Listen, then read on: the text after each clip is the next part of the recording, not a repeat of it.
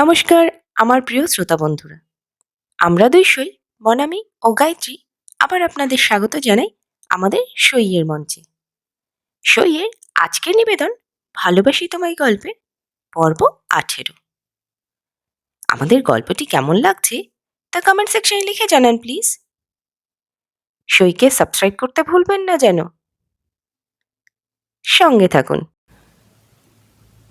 আমরা আমাদের পূর্ববর্তী পর্ব থেকে জানতে পারলাম ইনস্টিটিউটে ঘটে যাওয়া সমস্ত ঘটনায় আয়ুষী বেশ পোক্ত হাতে সামলে নিয়েছে। এদিকে অজিত ও বিদিশাকে বেশ সন্দেহের নজরে দেখছে। এরই মধ্যে অজিত আবার বিদিশাকে একটু গেট টুগেদারের কথাও জানায়। তো কি হতে চলেছে আগে সেটি জানতে হলে আমাদের সঙ্গে থাকুন।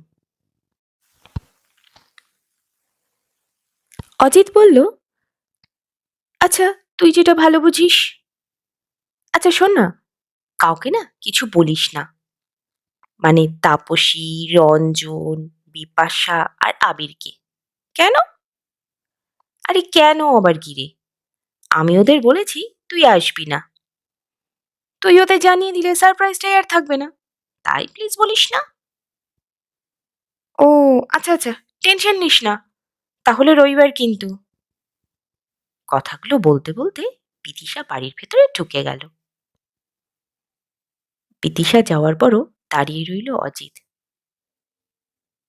ভেতরে ভেতরে একটা কেমন জ্বালায় জ্বলে যাচ্ছে।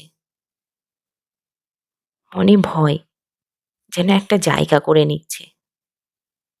রবিবার সব ঠিক থাকবে তো? অপূর্ববাবু মেয়ের জন্য অপেক্ষা করছেন। টিভিতে খবর দেখছেন তিনি। অরুণা দেবী সারাদিনের ক্লান্তি ভাঙতে একটু শুয়েছেন। বিদিশাকে ঢুকতে দেখে অপূর্ববাবু বললেন, এলি?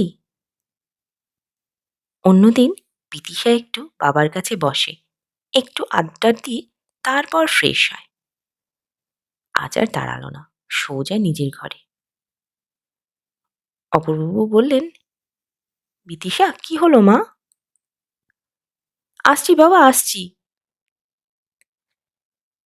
বিদিশা প্রায় দৌড়ে নিজের ঘরে ঢুকে গেল। এভাবে আর সামনে যাওয়া যাবে না, হাজারো প্রশ্নের উত্তরে সে জর্জরিত হয়ে যাবে। অপূর্ববাবু আর বিদিশার কথা আওয়াজে অরুণা দেবী উঠে এসেছেন। হঠাৎ করে ঘুম ভেঙে যাওয়ায় তিনি একটু আতঙ্কিত। কি হলো? আরে কি হলো? বলতে বলতে বেরিয়ে এসেছেন।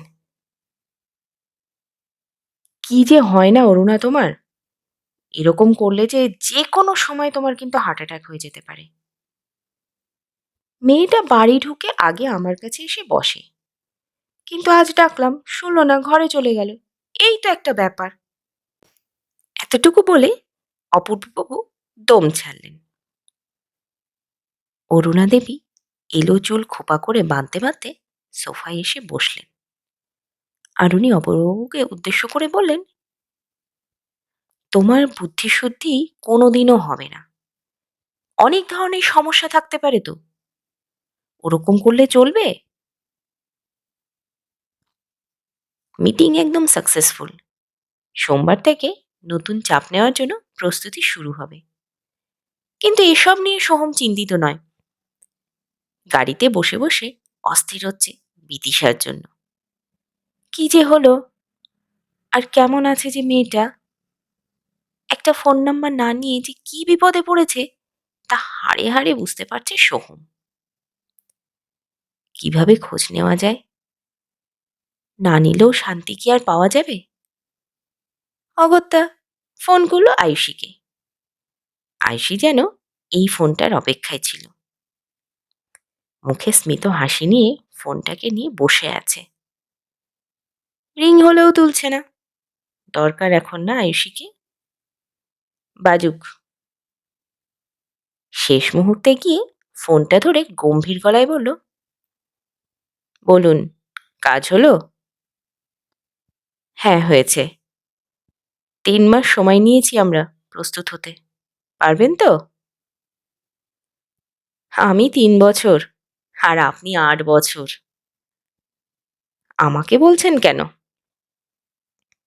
খোঁচা দিচ্ছেন? খুব রাগ করেছেন আমার ওপরে? রাগের কি আছে? আমি আবার রাগ করতে যাব কেন? রাগ, অভিমান এই সমস্ত এখন অন্য কারোর ভাগ। আয়ুষীর কথা শুনে সোহম হেসে ফেলে। আয়ুষীর এসব কথা শোনার জন্য সোহমকে যে প্রস্তুত থাকতে হবে সেটা আর বোঝার বাকি রইল না। বলল, ম্যাডাম, সরি। কিসের জন্য সরি চাইছেন? না, মানে কাল এতটা আপনাকে বলা আমার উচিত হয়নি। মানছেন তবে? হুম, মানছি। ওকে, তা কি উদ্দেশ্যে এই মাফিনামা? টালবাহানা না করে সরাসরি সোহম বলল, বিদিশার ফোন নাম্বার যদি একটু পেতাম ম্যাডাম, আপনার দয়ায়। দুজনে দুই প্রান্ত থেকে হেসে উঠল। একদম স্নান করে ফ্রেশ হয়ে বাবার কাছে এসে বসল বিদিশা। অপূর্ববাবু যেন এতক্ষণে শান্তি পাচ্ছেন। বাবার পাশে বসেই বলল, মা, ভীষণ খিদে পেয়েছে আজ। একেবারে ডিনার করব আজ। জানো, আজকে না খুব ক্লান্ত লাগছে। তাড়াতাড়ি শুয়ে পড়ব। কথা বাড়ালেন না অরুণা দেবী। আজ তো এটারই অপেক্ষা। কিছু তো বলবেই মেয়ে, এটা একটা বিশ্বাস আছে। এই বিশ্বাস নিয়েই খাবার টেবিলে ডাক পড়ল সবার। পছন্দের খবর পেয়ে উছলে উঠল বিদিশা। সারাদিন পর একটু শান্তি করে খাবার প্রোগ্রামে বসে গেল সবাই। অপূর্ববাবু আর অরুণা দেবী কখন কথাটা জিজ্ঞেস করবেন এই অপেক্ষায় বসে আছেন। অপূর্ববাবুকে চুপ থাকতে দেখে অরুণা দেবী দায়িত্বটা নিজের কাঁধেই তুলে নিলেন। বললেন, ইনস্টিটিউটে কাউকে কি পছন্দ হয়েছে নাকি রে?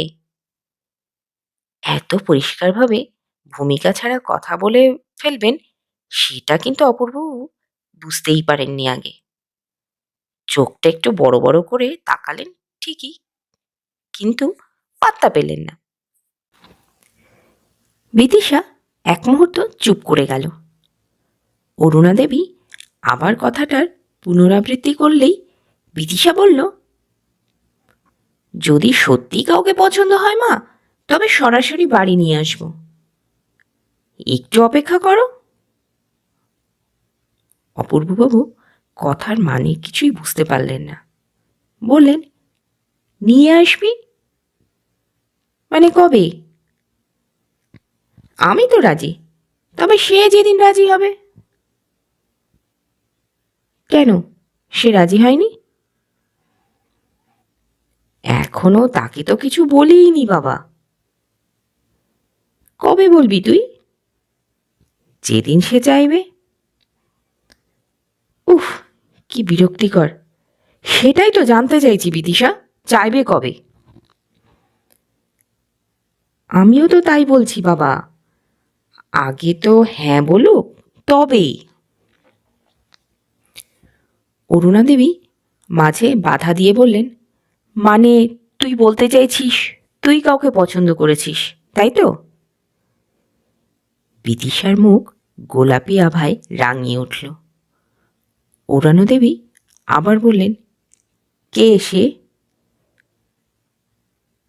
বিদিশার খাওয়া শেষ, উঠে যেতে যেতে বলল, ওই যে বললাম, সে যেদিন চাইবে সেদিন একেবারে বাড়ি নিয়ে আসবো। তখন একবারে দেখো। আমি শুতে গেলাম। অপূর্ববাবু আর অরুণা দেবী দুজনে দুজনের দিকে তাকিয়ে রইলেন। অপূর্ববাবু বললেন, মাংসটা আজ পানসে লাগছে, আর খেতে ইচ্ছে করছে না। ঘরে ঢুকে বিদিশা যেন হাঁপ ছেড়ে বাঁচল। বুকের ভেতরে এক এখনো যেন ড্রামের আওয়াজ পাওয়া যাচ্ছে। এভাবে খাওয়ার ফাঁদে কেউ ফেলে? কি সাংঘাতিক বাবা মা! ভাবতে ভাবতে চার্জে রাখা ফোনটা নিয়ে দেখে একসাথে 5টা মিসড কল। এ আবার কি? ফোনটা সাইলেন্ট করা ছিল, এই জন্যে সে একটু বুঝতে পারেনি। আবার ঘুরিয়ে রিং করলো ঠিকই, কিন্তু কেউ তুলল না। কার এত দরকার যে একসাথে এতবার ফোন করে? কিন্তু দেখো, ফোন ধরার যে কোনো নামই নেই। নিশ্চয়ই ওরাই কেউ করেছে, রবিবারে গেট টুগেদারের জন্য বোধহয়। আজ ভীষণ ক্লান্ত, সারাদিন ভীষণ টেনশনে কেটেছে। আজ আর কারোর সাথে কথা না বলাটাই ভালো ভেবেই ফোনটা সুইচ অফ করে দিল বিদিশা। আজ একটু শান্তিতে ঘুমোবে। সোহমের ফোনটা বেজে যাচ্ছে। প্রথমে বাথরুমে জলের আওয়াজে কিছু বুঝতে পারেনি। কাপড়গুলো ধুয়ে স্নান করতে একটু টাইম লেগে গেল। অনেকক্ষণ ফোনের জন্য অপেক্ষা করে তবে স্নানে গেছে। হালকা রিংয়ের আওয়াজ শুনে শাওয়ারটা বন্ধ করে। সত্যি রিং হচ্ছে। পরিমরি করে কোনো রকমে একটা গামছা পেঁচিয়ে বাথরুম থেকে প্রায় দৌড়ে বের হলো। সবে ফোনটার কাছে গিয়েছে, তখনই ফোনটা কেটে গেল। হাতটা মুছে আবার ফোন করতেই বিদিশার ফোন সুইচ অফ। মাথাটা গরম হয়ে উঠল সোহমের। দেয়ালে দুটো ঘুষি মেরে ফোনটাকে বিছানায় ছুঁড়ে আবার বাথরুমে ঢুকে গেল। তো আমার প্রিয় শ্রোতা বন্ধুরা, কেমন লাগলো আজকের পর্ব? আজকের পর্বটি ভালো লাগলে কমেন্ট সেকশনে লিখে জানান প্লিজ। আমাদের গল্পটি ভালো লাগলে লাইক, কমেন্ট ও শেয়ার করুন। আচ্ছা, আজকে সোহম কি শান্তিতে ঘুমোতে পারবে, নাকি বিদিশার ফোনের অপেক্ষায় থেকে যাবে? এরপরে কি হলো সেটি জানতে হলে আমাদের পরবর্তী পর্বের সঙ্গে থাকুন। তো আজ এই পর্যন্তই। ধন্যবাদ। ভালো থাকুন।